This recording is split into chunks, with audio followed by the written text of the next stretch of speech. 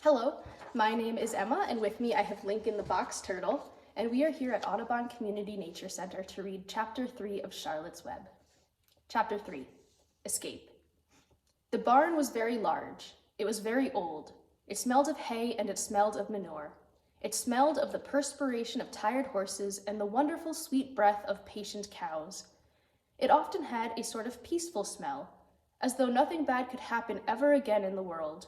It smelled of grain and of harness dressing and of axle grease and of rubber boots and of new rope. And whenever the cat was given a fish head to eat, the barn would smell of fish. But mostly it smelled of hay, for there was always hay in the great loft up overhead, and there was always hay being pitched down to the cows and the horses and the sheep. The barn was pleasantly warm in the winter, when animals spent most of their time indoors, and it was pleasantly cool in the summer, when the big doors stood wide open to the breeze. The barn had stalls on the main floor for the workhorses, tie-ups on the main floor for the cows, a sheepfold down below for the sheep, a pig pen down below for Wilbur, and it was full of all sorts of things that you find in barns. Ladders, grindstones, pitchforks, monkey wrenches, scythes, lawn mowers, snow shovels, axe handles, milk pails, water buckets, empty grain sacks, and rusty rat traps. It was the kind of barn that swallows like to build their nests in. It was the kind of barn that children like to play in. And the whole thing was owned by Fern's uncle, Mr. Homer L. Zuckerman. Wilbur's new home was in the lower part of the barn, directly underneath the cows. Mr. Zuckerman knew that a manure pile is a good place to keep a young pig. Pigs need warmth, and it was warm and comfortable down there in the barn cellar on the south side. Fern came almost every day to visit him. She found an old milking stool that had been discarded, and she placed the stool in the sheepfold next to Wilbur's pen. Here she sat quietly during the long afternoons, thinking and listening and watching Wilbur. The sheep soon got to know her and to trust her. So did the geese who lived with the sheep. All the animals trusted her. She was so quiet and friendly. Mr. Zuckerman did not allow her to take Wilbur out, and he did not allow her to get into the pig pen. But he told Fern that she could sit on the stool and watch Wilbur as long as she wanted to. It made her happy just to be near the pig, and it made Wilbur happy to know that she was sitting there, right outside his pen. But he never had any fun. No walks, no rides, no swims. One afternoon in June, when Wilbur was almost 2 months old, he wandered out into his small yard outside the barn. Fern had not arrived for her usual visit. Wilbur stood in the sun, feeling lonely and bored. There's never anything to do around here, he thought. He walked slowly to his food trough and sniffed to see if anything had been overlooked at lunch. He found a small strip of potato skin and ate it. His back itched, so he leaned against the fence and rubbed against the boards. When he tired of this, he walked indoors, climbing to the top of the manure pile, and sat down. He didn't feel like going to sleep. He didn't feel like digging. He was tired of standing still, tired of laying down. I'm less than 2 months old and I'm tired of living, he said. He walked out to the yard again. When I'm out here, he said, there's no place to go but in. When I'm indoors, there's no place to go but out in the yard. That's where you're wrong, my friend, said a voice. Wilbur looked through the fence and saw the goose standing there. You don't have to stay in that dirty little yard, said the goose, who talked rather fast. One of the boards is loose. Push on it, push on it, and come on out. What, said Wilbur, say it slower. At the risk of repeating myself, said the goose, I suggest that you come on out. It's wonderful out here. Did you say the board was loose? That I did, said the goose. Wilbur walked up to the fence and saw that the goose was right. One board was loose. He put his head down, shut his eyes, and pushed. The board gave way.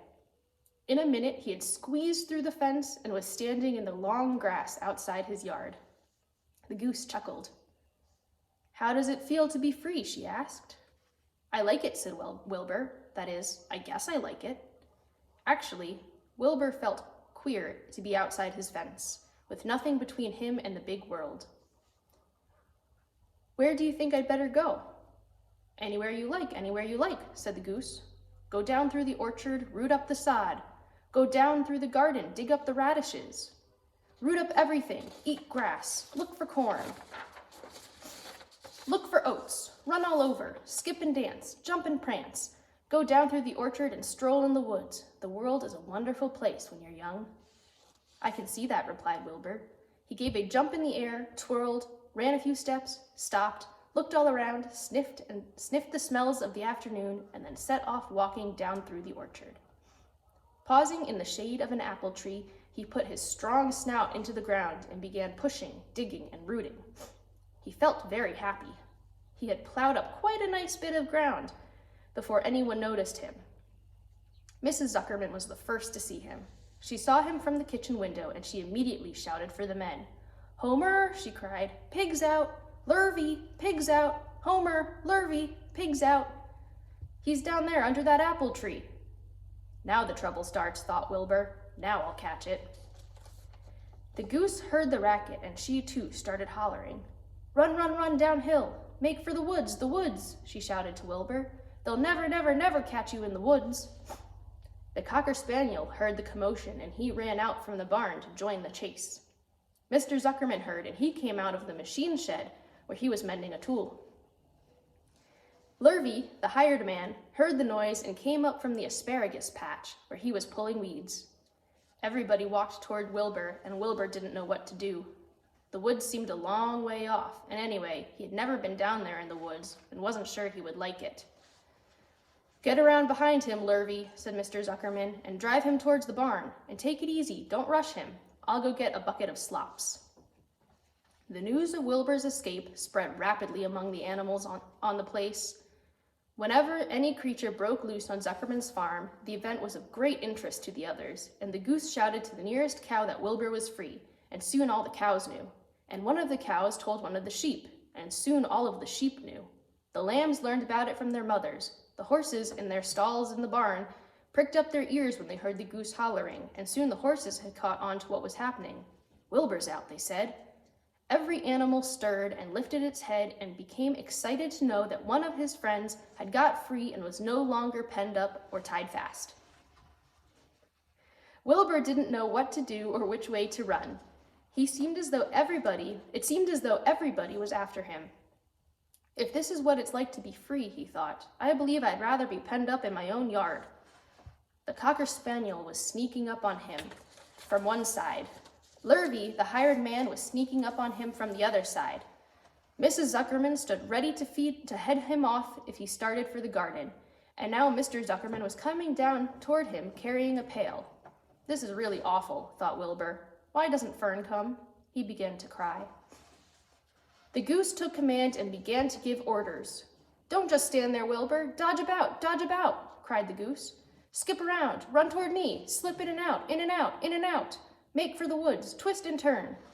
The cocker spaniel sprang for Wilbur's hind leg.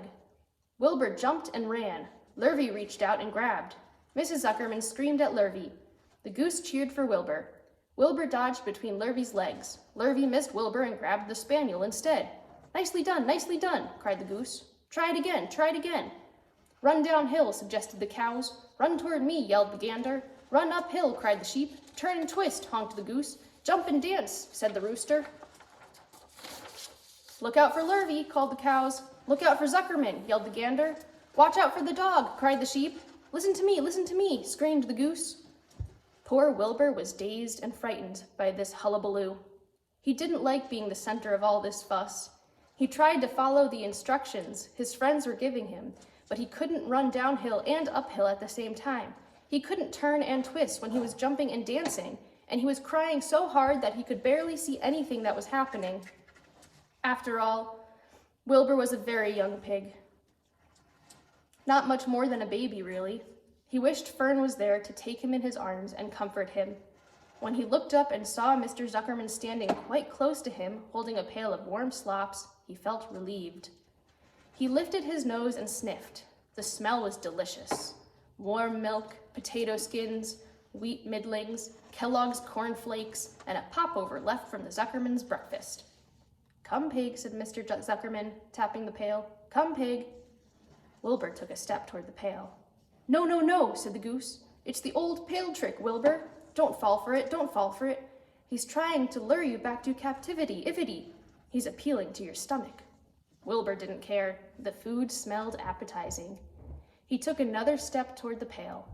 Pig, pig, said Mr. Zuckerman in a kind voice, and began walking slowly toward the barnyard, looking all about him innocently as if he didn't know that a little white pig was following along behind him. You'll be sorry, sorry, sorry, called the goose. Wilbur didn't care. He kept walking toward the pail of slops. You'll miss your freedom, honked the goose. An hour of freedom is worth a barrel of slops. Wilbur didn't care. When Mr. Zuckerman reached the pig pen, he climbed over the fence and poured the slops into the trough. Then he pulled the loose board away from the fence so that there was a wide hole for Wilbur to walk through.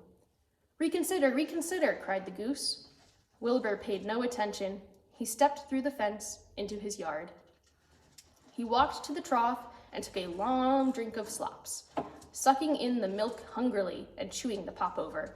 It was good to be home again. While Wilbur ate, Lurvy fetched a hammer and some 8-penny nails and nailed the board in place. Then he and Mr. Zuckerman leaned lazily on the fence, and Mr. Zuckerman scratched Wilbur's back with a stick. He's quite a pig, said Lurvy. Yes, he'll make a good pig, said Mr. Zuckerman. Wilbur heard the words of praise. He felt the warm milk inside his stomach. He felt the pleasant rubbing of the stick along his itchy back. He felt peaceful and happy and sleepy. This had been a tiring afternoon.